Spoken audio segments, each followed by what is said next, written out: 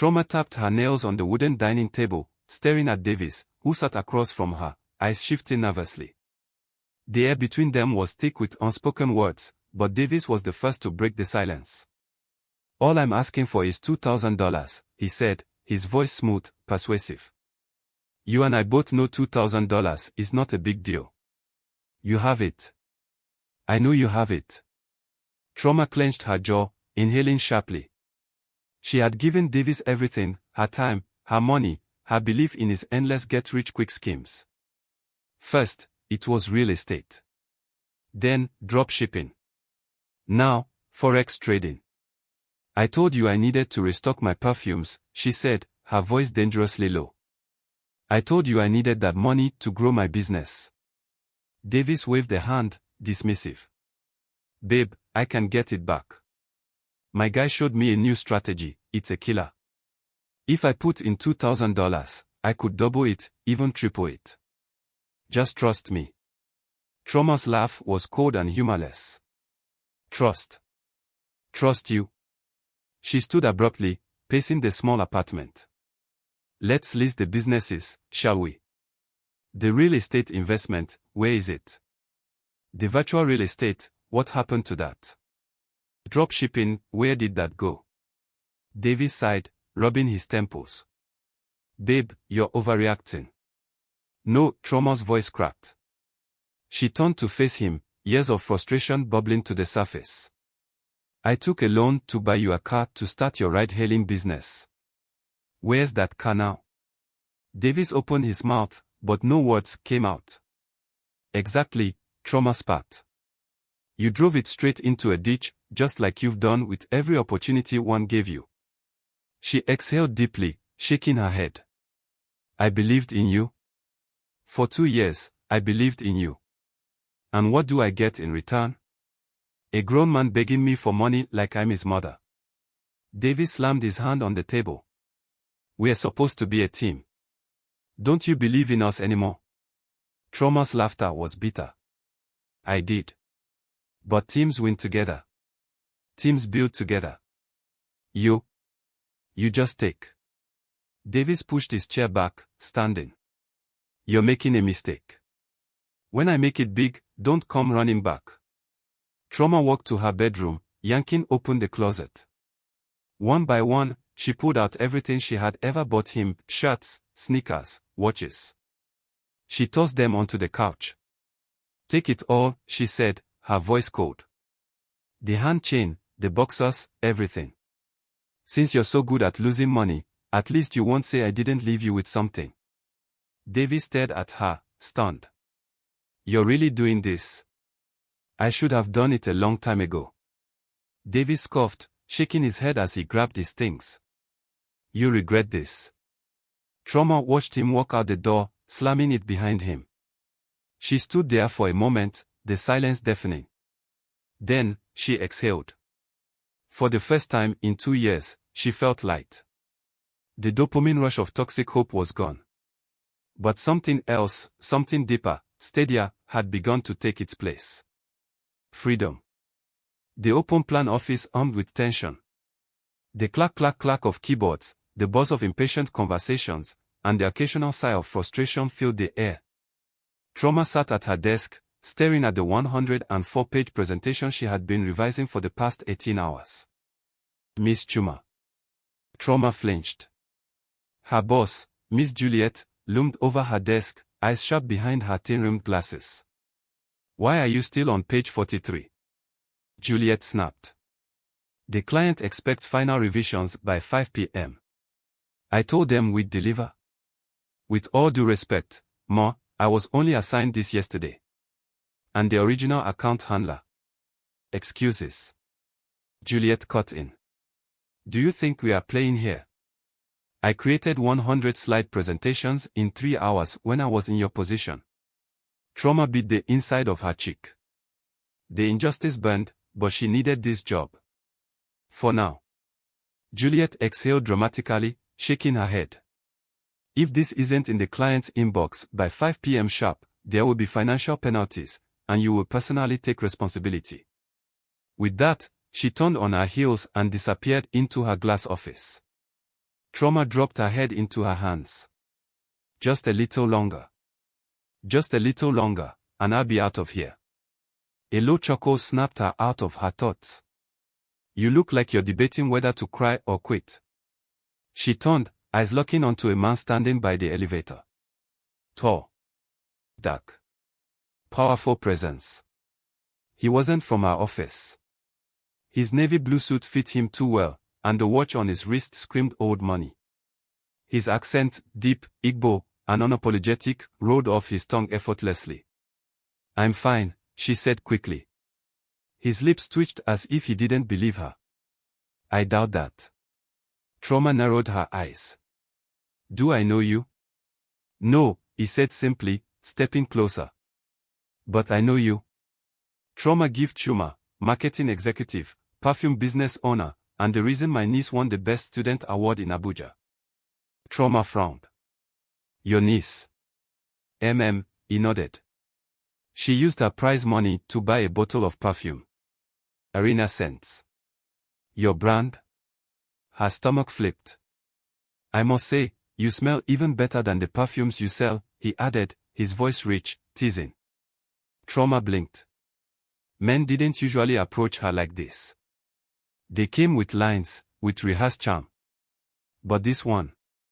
He was simply watching, observing her reaction, completely sure of himself. She straightened.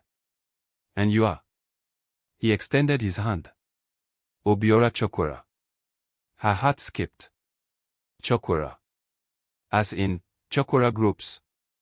This man was seriously wealthy. She hesitated but took his hand. His grip was firm, warm, too familiar. I hear you don't have a boyfriend anymore, he said, still holding her hand. Trauma stiffened. Who told you that? Obiora smirked, finally letting go. I asked questions. Her breath caught, a mixture of annoyance and intrigue. You know, it's rude to assume a woman is single just because she's not smiling. It's not an assumption, Obiora said, taking a step back. It's a fact. And that's why I'm here. She folded her arms. And why exactly are you here? Obiora's smirk deepened. To tell you that you're going to be my wife? Trauma's jaw dropped slightly. Excuse me. You heard me, he said. His phone buzzed, and he glanced at the screen. But I'll let you process it. I have a meeting. I'll see you soon, Mrs. Chokwera. With that, he turned and walked away. Trauma stood there, stunned. What the hell just happened? She had no intention of becoming anyone's wife. And yet, for the first time in a long time, her heart beat a little faster, and it wasn't because of work. Trauma tried to ignore the encounter. She had work to do. A perfume business to grow. A career to survive. The last thing she needed was a man waltzing into her life, declaring marriage like it was a casual purchase. But by Friday evening, when she stepped into one of Lagos' most expensive restaurants with her best friend Ife, she wasn't expecting to see him again. Obiora. Seated in a corner, dressed in all black, his presence swallowed the space around him. But unlike the first time, he wasn't alone. Trauma froze. Her mother sat beside him. Her mother. Laughing. Chatting. Like she had known this man for years. Her stomach twisted. Ife, she whispered. Tell me I'm dreaming. Ife followed her gaze and sucked in a sharp breath. Girl, that man is serious about you. Before Trauma could process it, her mother spotted her and waved excitedly. Trauma, come, come. I want you to meet someone. Obiora smirked. This man is insane. But she plastered on a neutral expression, took a deep breath, and walked over. Good evening, Mommy. She shot Obiora a sharp glance. Sir. Her mother giggled. Giggled. Oh, don't sir him like that, my daughter. This is Chief Obiora Chokwera. A fine man, a wealthy man, a serious man. She leaned closer. Unlike some people you've been entertaining. Trauma clenched her jaw. Betrayal. Absolute betrayal. I didn't realize I needed a panel to approve my love life, she muttered. Obiora chuckled. You don't. His eyes were steady, unreadable. But I figured it would be easier if I spoke to the right person first. Trauma's heart skipped. Her mother beamed. He told me he wants to marry you. Trauma turned to him sharply. You did what? Obiora tilted his head, casually picking up his wine glass. I told you already. I'm just following through. Unbelievable. Her mother grabbed her hands. Trauma, listen. He's Igbo. He's rich. He's respectful. What else do you want? Do you want to suffer? Mommy, You should at least talk to him, her mother insisted. Give him a chance. Obiora leaned in slightly, his voice low. She will. Trauma snapped her gaze to him. You're very confident in yourself, she said, voice laced with irritation. His lips twitched. You call it confidence. I call it certainty. Her mother sighed dreamily. I love this man.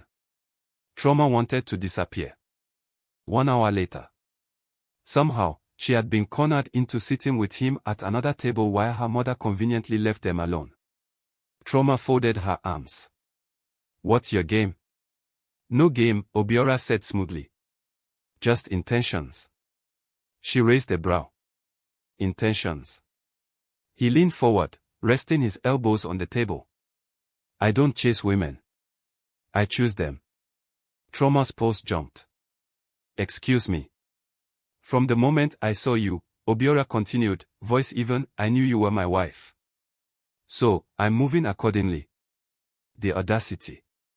So just like that, I should marry you. Obiora shrugged. Not immediately. But soon. Trauma huffed out a laugh. I don't even know you. Then get to know me. Her fingers tightened around her glass. I've dated enough scammers, dreamers, and leeches to last a lifetime, she muttered. And now you show up talking about marriage. Obiora didn't flinch. That's the problem, he said. You're used to boys. I'm a man. Her stomach flipped. The air between them shifted. For the first time, Trauma realized something that made her breath catch. He wasn't playing. He was serious. Obiora smiled then, slow and deliberate. I can see your mind running in circles. So, let me make it easy. Trauma swallowed. Obiora's voice dropped, rich like silk. I'm not asking you for money. She stiffened. I'm not looking for a woman to build me. I'm already built. Her heart pounded. I just need my queen. And that's you. Silence. He leaned back, satisfied. So, when are we seeing again? Trauma hated that she didn't have an answer. Trauma should have known. She should have known the moment her mother met Obiora that she was in serious trouble. The following morning, as she sat in her mother's kitchen in Anambra, staring at a steaming plate of jollof rice she had no appetite for, the interrogation officially began. So, her mother started, sitting across from her with a knowing smile. Tell me the truth. Trauma sighed. Mommy, please don't start. I've already started, her mother said, waving a hand. That man. That fine, rich, Igbo man. You should marry him immediately. Trauma groaned. We just met. Didn't you see how he was looking at you, her mother pressed. Like a man who has made up his mind. Trauma stiffened. That was exactly what unsettled her. Mommy, you don't understand. I don't date Igbo men. Her mother gasped as if she had confessed to murder. What do you mean? Trauma looked away, fingers tightening around her fork. Her mother's voice softened. Is this about your father? A lump formed in Trauma's throat. Silence. Her mother sighed. Not all Igbo men are like him. Trauma scoffed. You sound like an Igbo man's mother. Her mother ignored the sarcasm. Obiora is different. He's kind. He's stable. You have been running after men who need fixing, this one doesn't need fixing. Trauma pushed her food around her plate. Her mother leaned in. Do you want to suffer? Trauma snapped her head up. What? I'm asking, her mother said, unbothered. Because this is the first time a serious man has shown interest in you, and you're pushing him away. I don't need a man to be successful, Mommy. Her mother clapped her hands together. Nobody said you did. Then what is all this pressure? Trauma demanded. Her mother exhaled, her tone softer. Because I know what's best for you, my daughter. Trauma felt her chest tighten. She wasn't against love. She wasn't even against marriage. But Obiora. He was everything she had been avoiding. Rich. Igbo. Unapologetic. Certain. And worst of all, she didn't hate it. Later that evening, Trauma had barely settled back in Lagos when she saw a message from Obiora. Obiora, I'm taking you out for dinner tonight. 8 p.m. She rolled her eyes, typing a quick response. Trauma, who said I was free? Obiora, I did. Her heart did a small, stupid flip.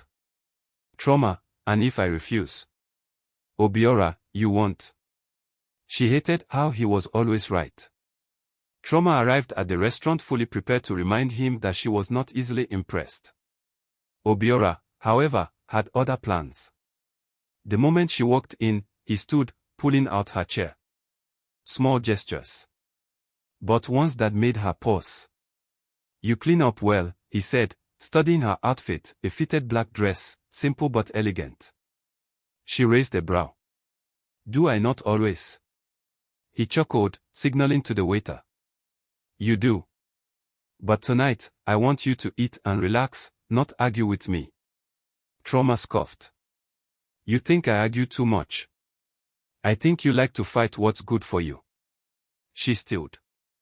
The waiter arrived, and Obiora ordered for both of them, without hesitation, without asking. She should have been annoyed. Instead, she was intrigued. You didn't ask me what I wanted, she pointed out. Obiora's lips twitched. I know what you like. Her stomach fluttered. Dangerous. You assume a lot, she murmured. He leaned in. I learn fast. Trauma swallowed, suddenly feeling too warm. They walked to the car in silence, but something had changed. I should go home, she said, but there was no real conviction in her voice. Obiora leaned against the car, watching her carefully. I know you don't trust me yet, he said, voice calm. And I know you're waiting for me to prove that I'm like the rest. Trauma beat the inside of her cheek. But I'm not. The words hung between them. I don't need your money, he continued. I don't need you to fix me. I just need you to see me. Trauma exhaled shakily. Why did that sound more terrifying than a man asking for $2,000? She glanced away. Good night, Obiora. He didn't stop her. He just smiled, that same patient smile, and said, good night, my queen. My queen. She told herself she wouldn't think about those words on the ride home. But she did. More than she should have. Trauma wasn't going to be one of those women. The type who lost themselves in a man. Who abandoned logic for love. Who made emotional decisions instead of smart ones. So she did the only thing that made sense. She ignored him. For 3 weeks. No replies to his messages. No picking up his calls. She told herself it was for the best. But late at night, in the quiet of her apartment, she found herself reading his text over and over. Obiora, hope you had a good day. Obiora, if you're avoiding me, you're not doing a great job. Obiora, I'm patient. But not that patient. Obiora, I'll see you soon. See you soon. Her chest tightened. She didn't like how certain he always sounded. Like he already knew she would come back. She wouldn't. She was done with men. Right. You're an idiot. Ife didn't even sugarcoat it. Sitting across from Trauma at their favorite cafe, her best friend stirred her cappuccino, shaking her head. "I don't get it," Ife said. "You spent 2 years with a man who begged you for money every week, and now a man is actually pursuing you like a queen, and you ghosted him." Trauma sipped her tea, refusing to look up. "He's not my type," she muttered. Ife slammed her spoon on the table. "You're lying." Trauma frowned. "Excuse me." "You're lying to yourself," Ife said, crossing her arms. "If he wasn't your type, you wouldn't be thinking about him this much." Trauma's stomach turned. She hesitated, voice quieter now. "I don't date Igbo men." Ife leaned back, exasperated. "Why?" "Because of your dad." "Because of his accent." Trauma flinched. Ife's voice softened. "Babe. I know you have issues with powerful men. With men who remind you of him. But not every Igbo man is your father." Trauma swallowed hard. Ife reached across the table, squeezing her hand. "You're not your mother? And Obiora is not your father." A lump formed in Trauma's throat. What if she was wrong about him? What if she was just running away from something good? What if she was scared? Meanwhile, Obiora had waited long enough. He wasn't the kind of man who begged for attention. But he was also not the kind of man who walked away without answers. So when he pulled up to Trauma's office at 6 p.m., his black SUV gleaming under the city lights, he didn't second-guess himself. He parked, stepped out, adjusted his suit, and walked straight into the building. Trauma nearly choked on her water when she saw him. She had just grabbed her bag, ready to leave for the day, when she turned the corner and there he was. Standing in the lobby, hands in his pockets, exuding that effortless power that annoyed and excited her at the same time. Obiora. He looked up, his gaze steady. "Good evening, Trauma." She swallowed. "What are you doing here?" Obiora walked towards her, slow and deliberate. 3 weeks, he said, voice calm. "That's how long you've been ignoring me." Trauma lifted her chin. "I've been busy." Obiora chuckled. A deep, rich sound that made her pulse race. "I run a billionaire company," he said. "And I still have time to text you. You own a perfume business. What's your excuse?" Her heart pounded. Damn him. She hesitated. "I don't think this is a good idea." Obiora tilted his head, studying her. "Why?" "Because I don't date men like you." He took a step closer. "Rich men." Trauma clenched her jaw. "Powerful men." Obiora nodded slowly, as if piecing something together. And then he said it. "You're afraid of me." Trauma's breath caught. "You're afraid of what I represent," he continued. "Afraid that if you let yourself want me, you lose control." Her fingers tightened around her bag. He leaned in, voice dropping. "Tell me I'm wrong." She opened her mouth. Closed it. And that was all the answer he needed. Obiora smiled, but it wasn't cocky. It wasn't arrogant. It was patient. "All right," he said, stepping back. "I won't force you." Her stomach twisted. "But I will say this." He adjusted his cufflinks, eyes never leaving hers. "One day, you realized that you were running from the wrong thing." He turned, walking towards the exit. And for the first time in 3 weeks, Trauma felt something she didn't expect. Regret. Trauma wasn't jealous. Not even a little bit. She had zero reason to be. So why was she gripping her wine glass so tightly as she watched Obiora from across the rooftop lounge? He looked perfect. As usual. A fitted black suit. A glass of whiskey in one hand. That infuriatingly effortless confidence. And the woman beside him. Gorgeous. Long legs, a red dress that fit like a second skin, and a smile that could stop traffic. Trauma had no right to feel this way. She was the one who ghosted him. She was the one who pushed him away. She was the one who said they weren't a good match. So why did it feel like her entire body was on fire watching him with someone else? Girl, you need to stop staring, Ife muttered beside her. It's getting embarrassing. Trauma scoffed. I'm not staring. Ife took a sip of her cocktail. And I'm not drinking. Trauma exhaled sharply, forcing herself to look away. She didn't care. She didn't. A deep, familiar voice broke her thoughts. You look tense. She whipped around, and there he was. Obiora. Standing way too close. Alone. She blinked. Weren't you just? He arched a brow. Just what? She snapped her mouth shut. Obiora's lips tugged into a smirk. Were you watching me, Trauma? Her pulse jumped. No, she said quickly. He chuckled. Liar. Trauma glared. You're very full of yourself. He shrugged. I don't have to be. You prove me right every time. She rolled her eyes. Whatever. Silence stretched between them. Too thick. Too charged. Then. I saw your new campaign, he said, changing the subject. She hesitated. And. His gaze softened. You're brilliant. Something in her chest tightened. It was stupid how much his words affected her. But they did. She swallowed. Thank you. Obiora studied her for a long moment. Then, he exhaled. You know, he trailed a finger along the rim of his glass. I meant what I said that day. Her stomach twisted. He met her eyes. I won't chase you. Trauma's breath hitched. But if you want me, Trauma, his voice dropped, rich and deep.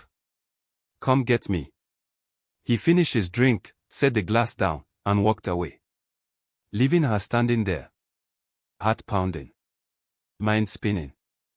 And for the first time in her life, she realized. She had spent so long choosing dopamine. The thrill. The drama. The heartbreak. But Obiora. He was oxytocin. Safe. Steady. Real. And if she didn't act soon, she was going to lose him. Trauma stared at the email draft on her laptop screen. Subject, resignation letter, effective immediately. Her fingers hovered over the mouse, the cursor blinking like it was daring her to hit send. It felt surreal. For years, she had clung to this job. Endure the verbal abuse, the ridiculous deadlines, the glass ceiling that refused to break. She had called it stability. But was it? Was drowning in work until she had no energy left to chase her own dreams really stability? No. She had spent too long making choices out of fear. That ended today.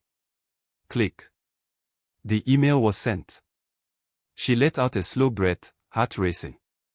Then, she stood, grabbed her things, and walked out of that office for the last time.